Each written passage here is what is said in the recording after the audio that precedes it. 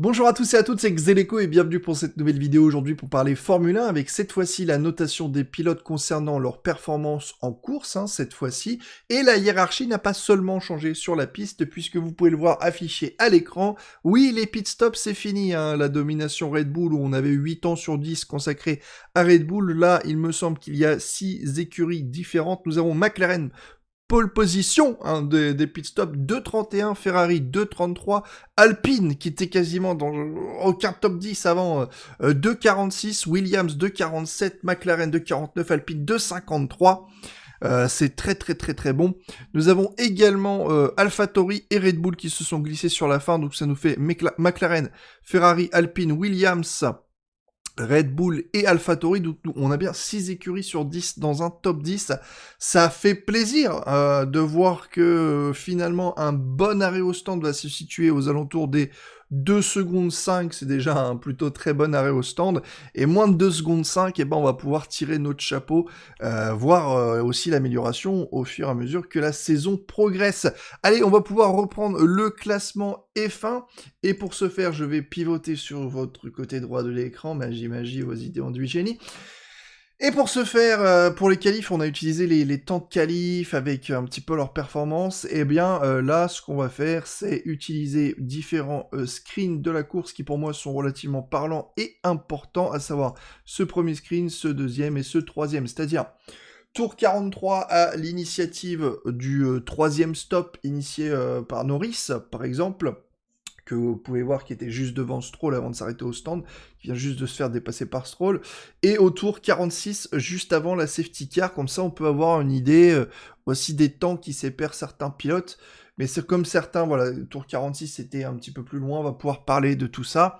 Et puis, les positions gagnées aussi perdues, forcément, par rapport à la position de course de départ. Sachant que là, ici, il y a juste l'abandon de Gasly, du coup, qui est tout en bas. Mais il nous reste encore Verstappen et Perez qui n'ont pas été retirés, bien évidemment. Puisque, essentiellement, voilà, tour 44-45, on arrivait sur la dernière partie stratégique, le dernier relais de la course en temps normal, pour une douzaine de tours. Donc certains pilotes se sont arrêtés avant la safety car, certains pilotes se sont arrêtés après la safety car, comme par exemple Bottas, etc., Ricciardo. Donc forcément, il y en a pour qui la safety car a fait extrêmement plaisir, mais pour ma notation, on va prendre uniquement la performance pilote.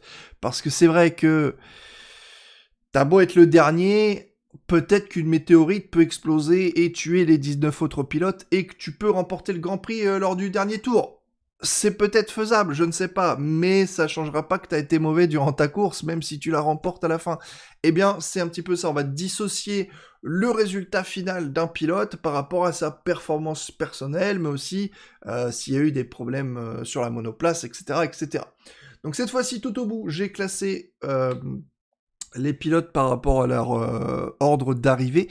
Donc Leclerc, Sainz, le 1-2, Ferrari suivi du 1-2, Mercedes, Magnussen, Bottas, Ocon, Tsunoda, Alonso, Guanyu, Schumacher, Stroll, Albon, Ricciardo, Norris, Latifi, Hülkenberg, et Perez, Verstappen, Gasly qui ont abandonné. Donc, apparemment, les problèmes seraient corrigés. On espère que ça ne se reproduise pas pour eux, parce que moi, je suis pas supporter Red Bull de base, mais pour eux, quand même, et pour la course, on espère que ça se reproduira pas. Et donc, on va prendre tout en bas avec le premier des abandons, Gasly. Alors, Gasly, pour sa course, je lui ai mis, et là, je vais encore une fois ressasser pour les premières vidéos, à peu près ma notation habituelle, c'est-à-dire, pour moi, d'une échelle de 1 à 10 pour la qualif et une échelle de 1 à 10 pour la course. En gros, placer ta voiture où il faut en qualif, rien faire d'extraordinaire, ça vaut un 8.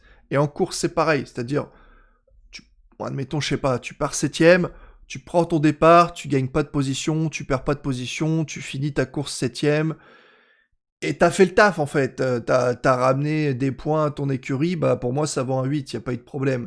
Le 9 c'est essayer d'aller grappiller le groupe de Formule 1 qui est devant toi, essayer de te montrer un rythme supérieur à ceux qui sont derrière toi, essayer de bien t'en sortir, tu vois, essayer de bien gérer, soit de belles défenses, soit de belles attaques, de beaux dépassements, etc.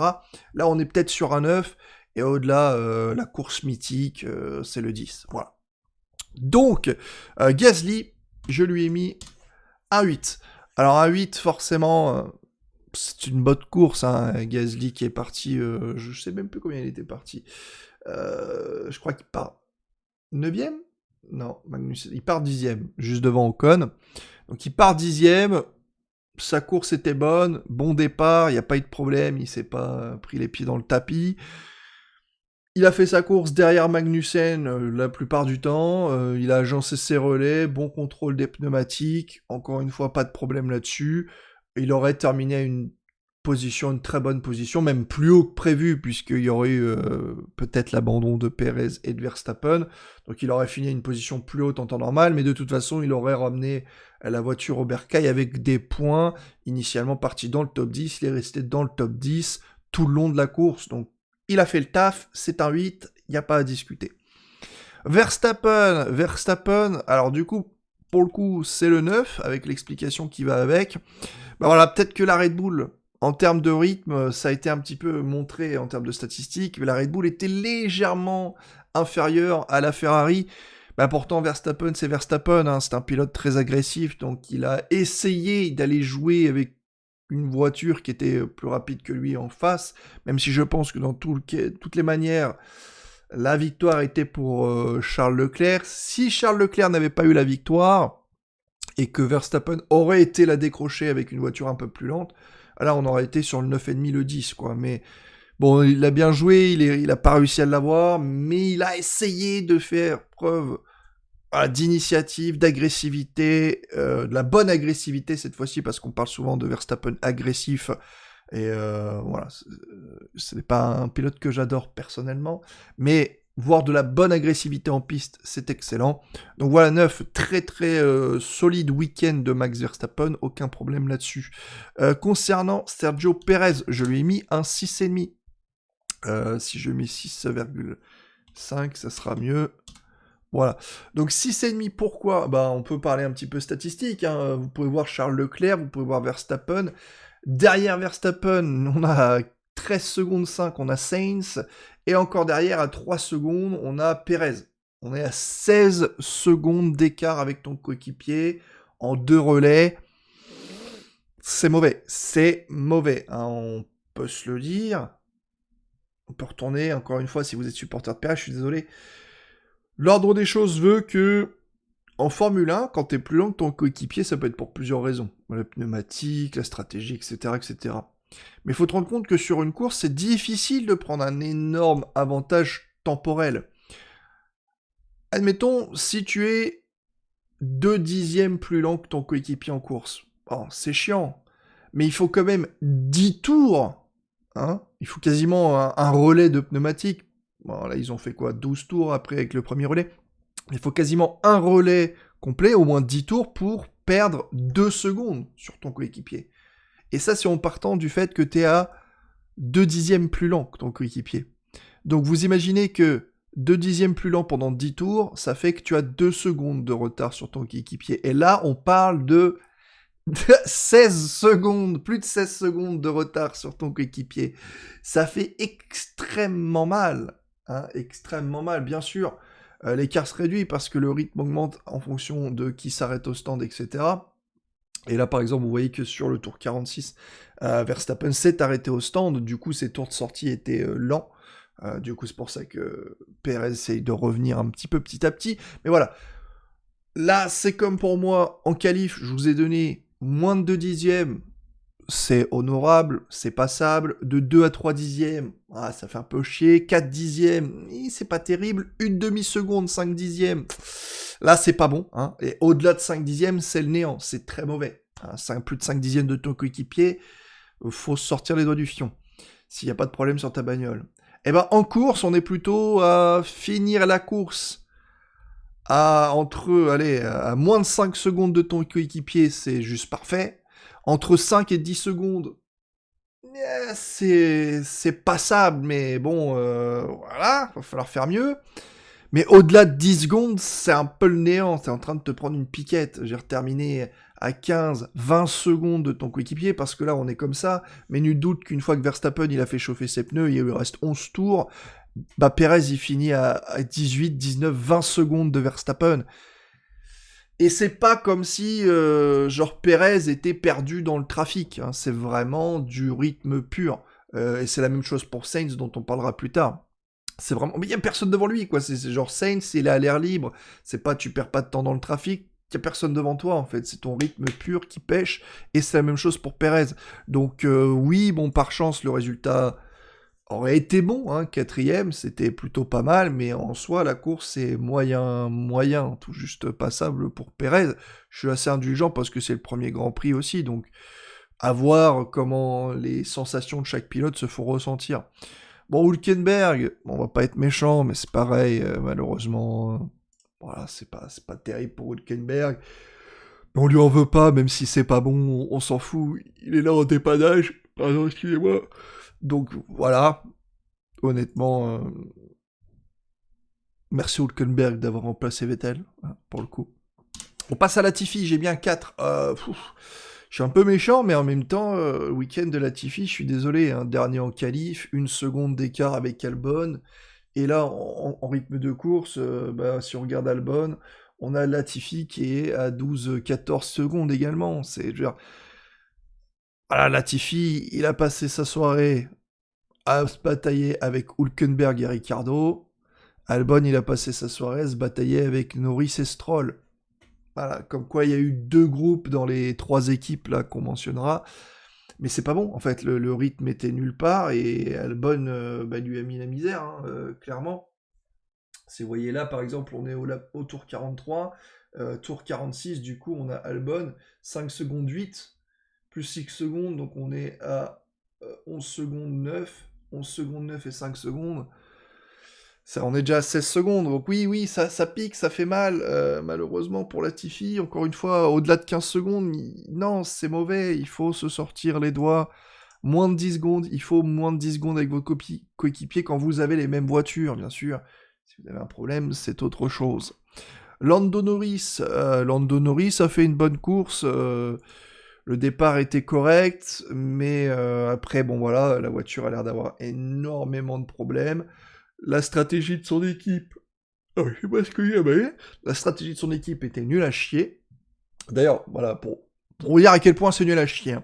On est tour 43. Donc là, Norris était devant Stroll. Donc il s'arrête au stand, donc il passe derrière Stroll. Et il passe derrière Albon, il passe derrière Ricciardo, etc. Il s'arrête au stand, quoi.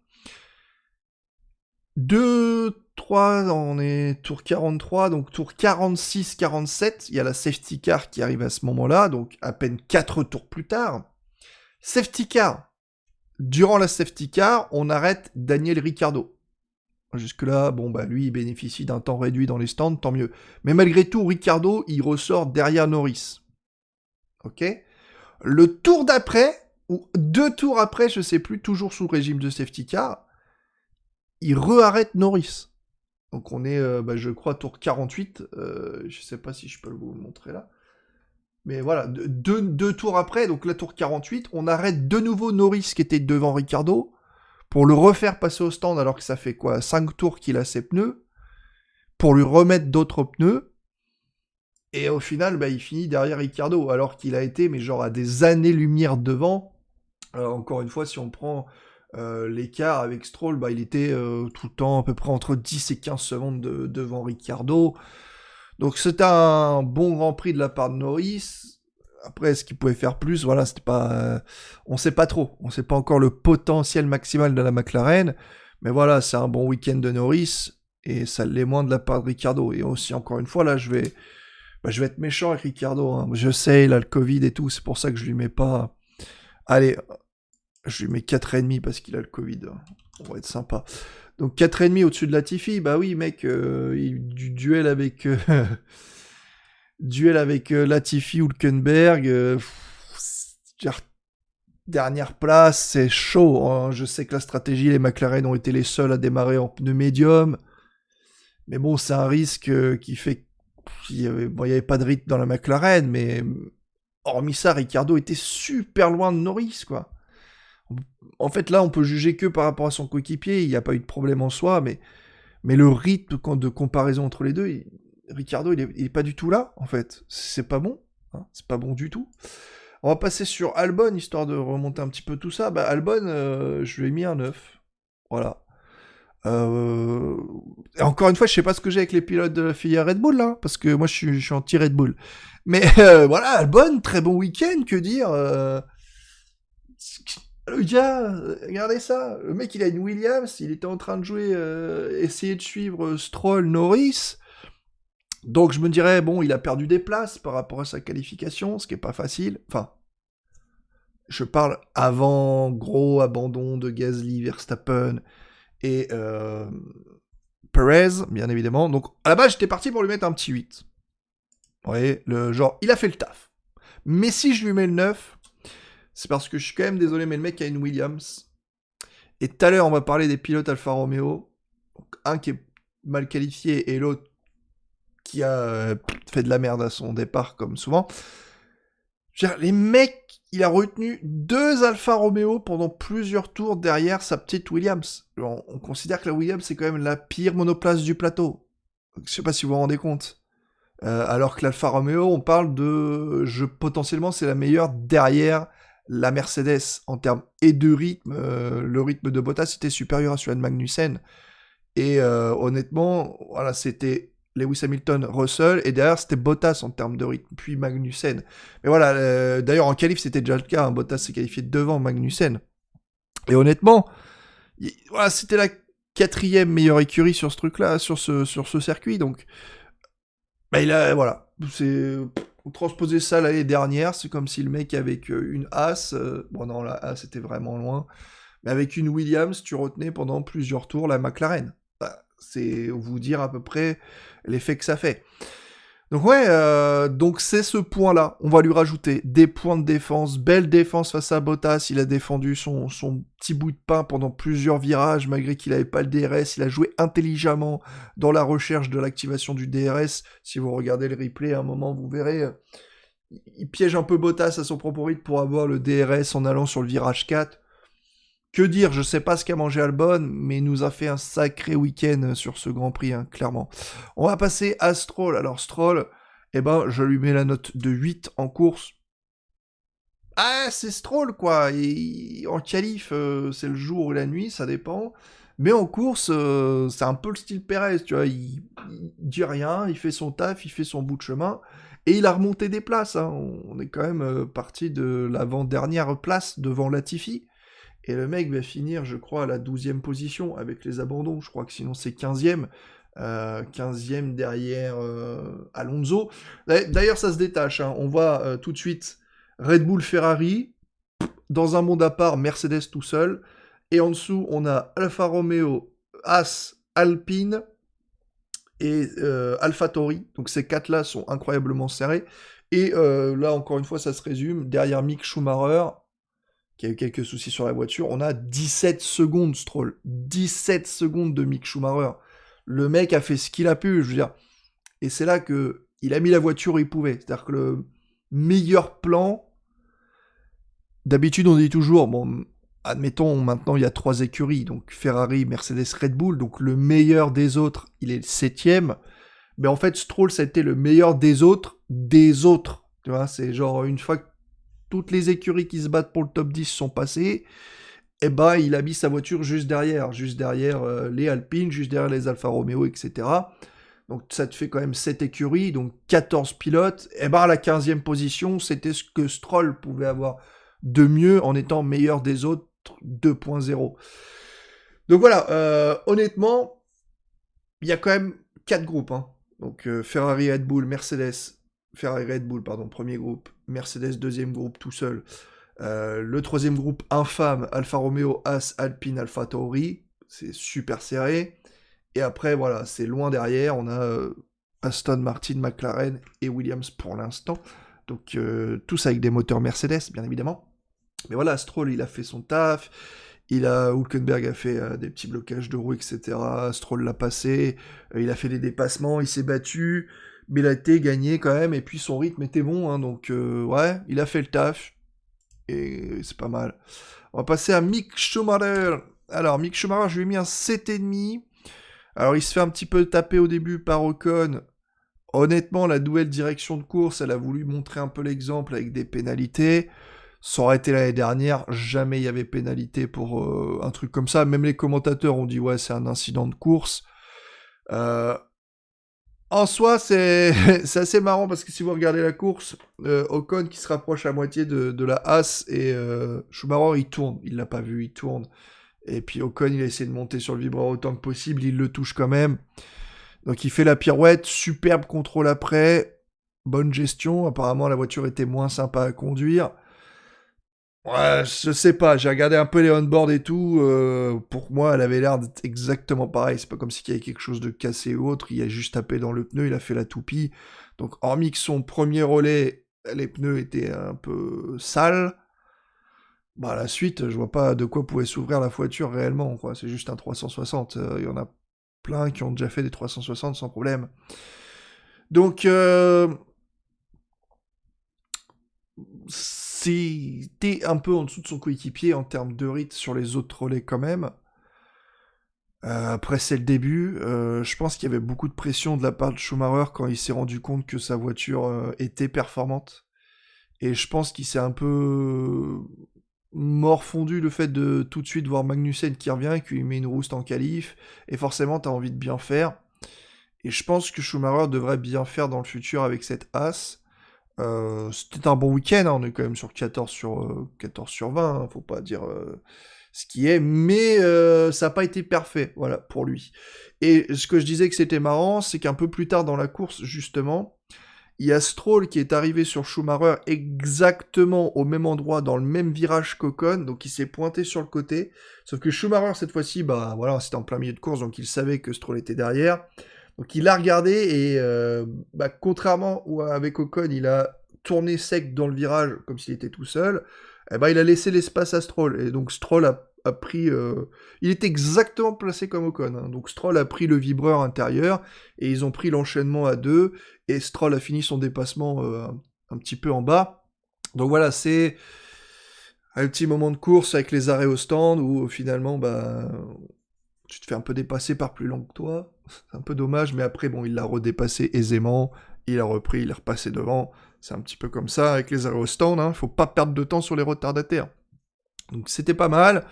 Mais bon, il y aura mieux dans le futur de la part de Schumacher, j'en suis certain. Guan Yu Zhou, alors je lui ai mis un 9 en course, et donc je vais m'expliquer pourquoi. Alors pour moi c'est pas un 9 mérité dans le sens où je lui mettrais plutôt 8,5, mais je vous rappelle qu'il a un demi-point de rookie supplémentaire.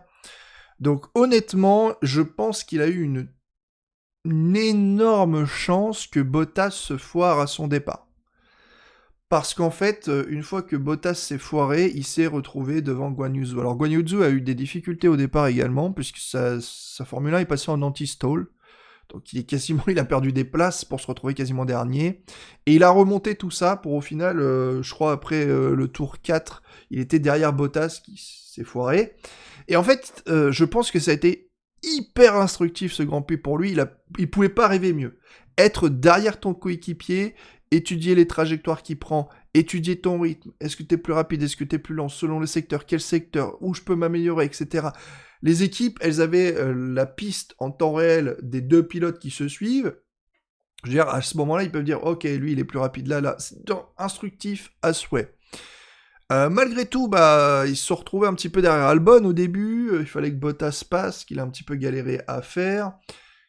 Mais honnêtement, en termes de rythme, quand on met toutes les stats à côté en comparaison, c'était pas si mauvais par rapport à Bottas, je trouve.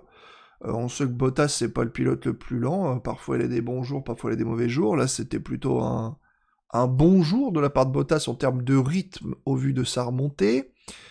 Mais voilà, Guan Yu Zhou était pas loin derrière. Et surtout, non seulement il était pas loin derrière en termes de rythme, etc., mais il a fait une remontée avec Bottas. Bien évidemment, il n'a pas eu cette chance qu'a eu Bottas sur la safety car, puisque si vous regardez, donc là, on a du coup Bottas, Zhou, donc qui remonte, etc. Donc là, ici, juste au-dessus de moi, on a Bottas, Zhou. Donc voilà, Zhou qui remonte à peine 5 secondes de Bottas, hein, puisque vous voyez que là, tour 43, il y avait à peu près 7 secondes 3 d'écart. Là, il n'y a plus que 5 secondes de la part de Zhou sur Bottas.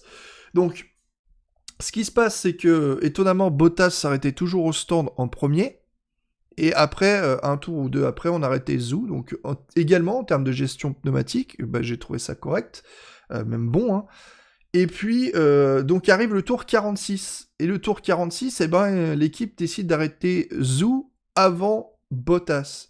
Et c'est pas grand-chose, hein. Il y a juste 5 secondes. Et encore une fois, je vous rappelle, 5 secondes, à ce niveau-là, je trouve que c'est honnête, c'est respectable. Mais encore plus quand c'est de la part d'un rookie qui arrive en Formule 1.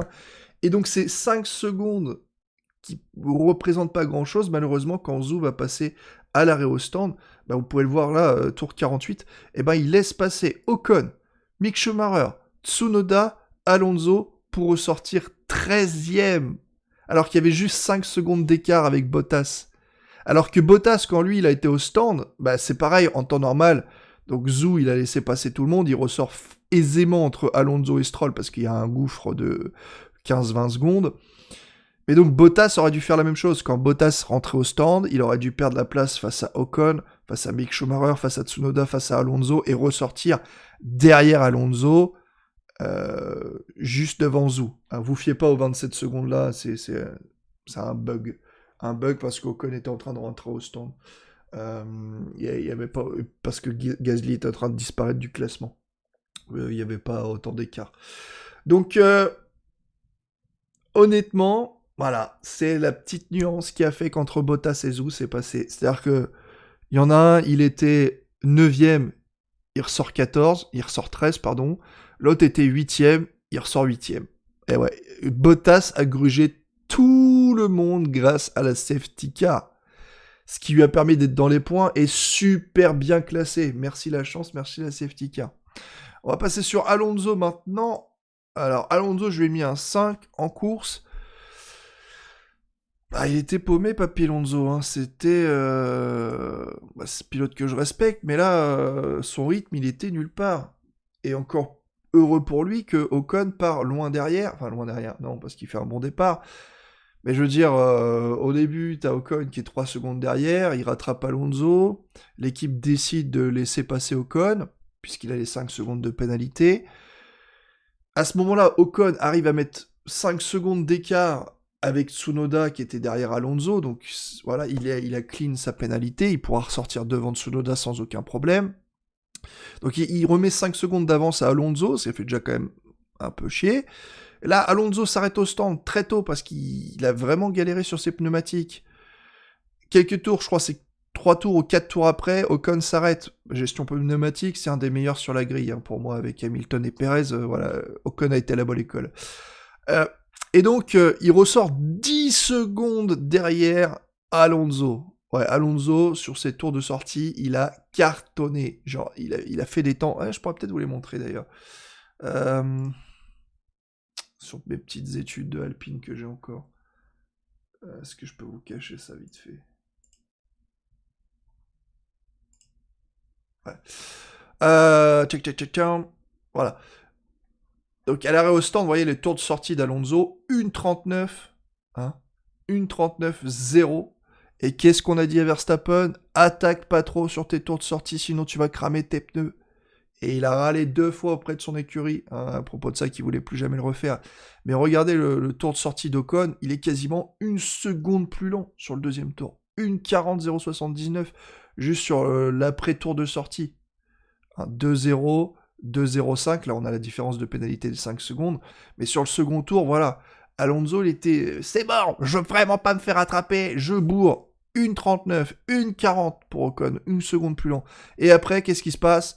Les pneus, c'est dead, il faut surtout pas faire ça, 1,39,7, 1,40, 1,40, 1,39,4, 1,39,8, 1,39,7, 1,39,8, 1,40, 1,40, 1,40, 1,40, et si on regarde à la place d'Ocon, après on est du 1,38, 1,38, 1,38, 1,39, quasiment 0. L'autre 39, et là on arrive au 40, et après on est pareil, on est 1,39, 1,39, 1,39, et c'est un écart, alors vous le voyez pas, est-ce que je peux vous le montrer? Vous le voyez pas. Il y a 0, alors c'est juste en dessous de mon curseur là. Attends, peut-être que si je fais ça. Yes. Voilà, là, on a sur le relais un écart de quasiment une demi-seconde en moyenne où Ocon était plus rapide. Sur le premier relais, il était... et c'est là que je vous ai dit, il faut rattraper. Vous voyez à quel point ça prend du temps sur un relais. Une demi-seconde, ce qui est énorme en termes de temps de pilote. Mais il te faut quand même genre 15 tours pour rattraper 7 secondes 5. Et c'était pire après sur le relais en hard, juste en dessous de moi. Voilà, encore une fois, regardez Alonso qui claque des temps 1,37, en moins d'une 38. Hein. Comparé à Ocon, c'est bien plus rapide, sauf que là, bah, 1,37, 1,38, 1,38, 1,38, 1,39 après 5 tours, 1,39, 1,39, 1,39, et après on est sur du 1,40. Oui, il passe derrière moi. À l'inverse d'Ocon, alors là, je peux pas. Est-ce que je peux réduire plus que ça? Ah ouais. À l'inverse d'Ocon, vous voyez, on est sur du 1,38 et après c'est en hard, le mec a fait un relais de malade mental. Alors, entre le deuxième tour, 1,38,3, 13 tours après, non, 1, 2, 3, 4, 5, 6, 7, 10 tours après, le mec fait 1,38,5. Quoi, il a perdu 2 dixièmes sur 10 tours de pneus.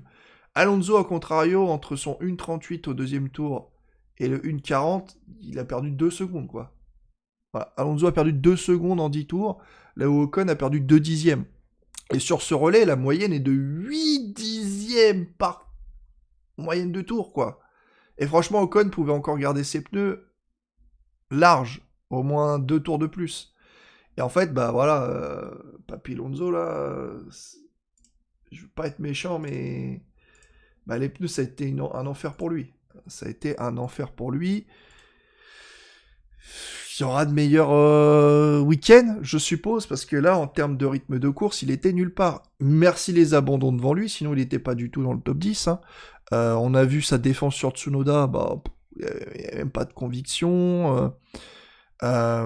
Ocon, il est ressorti 10 secondes derrière lui, il a rattrapé les 10 secondes. Alonso, il est resté 2 tours devant, et après ils se sont dit, ok, on fait rentrer Alonso pour le troisième relais en dur. Et donc là, de nouveau, Ocon était passé devant. Il a continué, ils ont repit Alonso, et quand ils ont repit Ocon la deuxième fois, Ocon il est ressorti encore une fois avec 5 secondes derrière Alonso. Il a remonté les 5 secondes, et là, cette fois-ci, il l'a dépassé en piste. Donc pour la troisième fois, il l'a dépassé en piste. Cette fois, on l'a vu d'ailleurs à la caméra, on a vu le dépassement d'Ocon sur Alonso. Même si les commentateurs ont dit « Ah, Alonso l'a laissé passer ». Non, non, moi je suis en on-board supporter d'Alpine.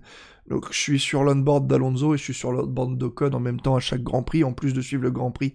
Donc je connecte 4 écrans, moi je suis un malade. Ok, l'écran stat, l'écran Grand Prix, le téléphone onboard Ocon et le téléphone onboard Alonso.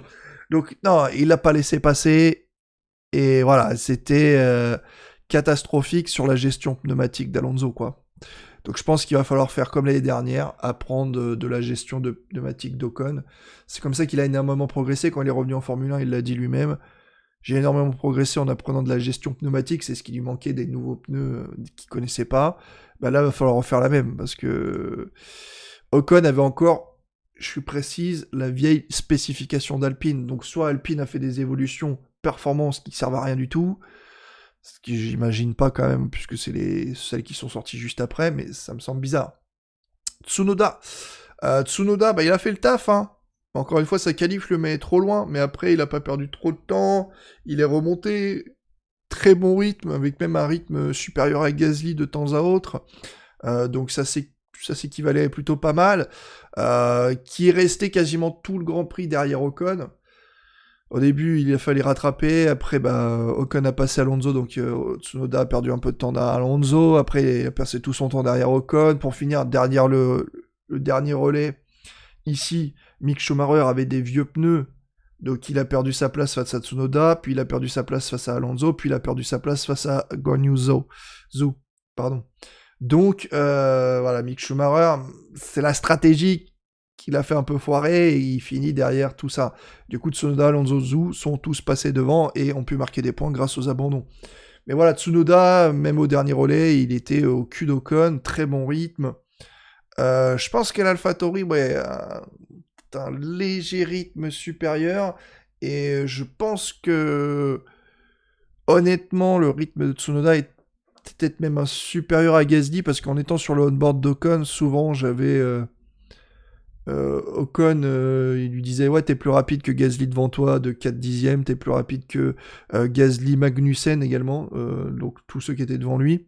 À un même moment, Ocon était même plus rapide que les Mercedes. C'était sur le principal du relais, donc toujours motivant comme ça. Et effectivement, Ocon grappillait du temps sur Gasly. Et malgré tout, Tsunoda revenait avec le temps d'Ocon. Donc, ouais, c'était quand même un sacré rythme de la part de Gasly, Ocon et Tsunoda pour le coup. Ocon, voilà, justement, avec la vieille spécification d'Alpine, que dire? J'ai mis 8,5, quoi. J'ai mis 8 parce qu'il a fait le taf, et un demi-point en plus parce qu'il a la vieille spécification d'Alpine. S'il aurait eu la performance, les upgrades performants, il aurait fait peut-être mieux, hein, en espérant qu'Alpine fasse mieux. Concernant Bottas, je lui ai mis un 5, un petit peu comme Alonso, hein. Le mec se foire de sa magnifique 6ème place. Il se foire au départ, le mec il finit 14ème, juste devant Zhou. Et au premier tour, c'est pas possible, quoi. Je veux dire, non. Beaucoup de wheel spin, ok, je veux bien. Mais c'est aussi au pilote de la gérer, ça, malheureusement, donc avoir plus en détail. Mais on va dire que ça a grandement aidé Zhou, parce qu'après, le rythme de Bottas était très bon, et le rythme de l'Alfa Romeo est très bon. Mais encore une fois, on a vu le très bon rythme de Bottas, et aussi Bottas dans les combats. C'est-à-dire qu'il est resté quand même pas mal de tours derrière Albon, il a fallu dépasser aussi les autres pilotes, et ça, Tsunoda, il a fallu aller remonter. Et c'est honnêtement seulement parce qu'il y a Safety Car qui passe Bottas de 8ème à 8ème, alors que Guan Yu Zhou passe de 9ème à 13. Merci, quoi. Il est juste ressorti devant Ocon. Et clairement, après la Safety Car, le rythme de Bottas était avec celui de Magnussen et il distançait Ocon. Donc, pour moi, la As et l'Alfa Romeo sont un petit chouïa supérieur à l'AlphaTauri et l'Alpine, mais c'est vraiment genre peut-être un dixième par tour, c'est vraiment que dalle. Mais en tout cas, voilà, sa course n'était pas très bonne, hein, perdre autant de place et au final devoir tout remonter pour seulement avoir la chance qui lui sourit. Ça fait des points pour l'équipe, cela dit, ça fait beaucoup de points pour Alfa Romeo. Mais voilà, va falloir bien se qualifier et gérer ses qualifications. Ce qui nous amène à Magnussen, qui lui, justement, a réalisé ça, et donc pour lequel je lui mets un 9. Le mec a fait le taf, il prend un bon départ, il est même devant, à un moment, les Red Bull et Mercedes, ça fait plaisir d'essayer de le voir se défendre un petit peu. Petite bataille avec Gasly, à la sortie de ses stands, Gasly passe, le tour d'après, il arrive à le repasser. Le mec reprend son écart, je veux dire, derrière Mercedes, il était pas inquiété, le mec a fait sa course de malade. Rien à dire. On arrive sur Russell, je lui ai mis 6,5.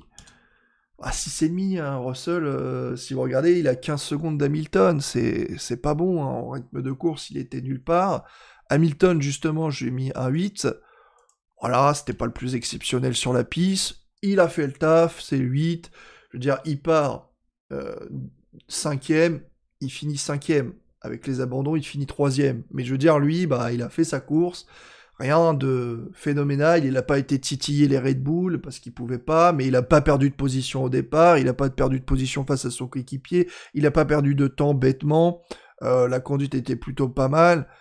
Il a fait le taf, donc pour moi, c'est un 8. C'est bon, hein, c'est très bon. De toute façon, si un pilote fait le taf en qualif et fait le taf en course, c'est 8 et 8, ça fait 16, ce qui fait un très bon Grand Prix. Au-dessus de 15, c'est quand même très bon. Carlos Sainz, pour moi c'est comme Perez du coup et c'est comme Russell, en fait les seconds couteaux n'ont pas été au niveau aujourd'hui.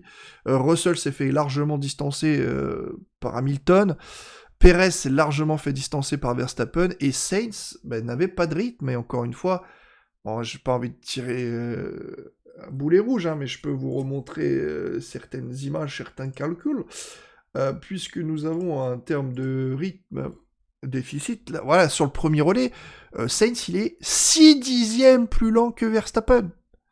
Alors bon, ok, je comprends pour les premiers tours, à la limite, parce que, bon, Leclerc, il bourre, il est à l'air libre, je vois bien.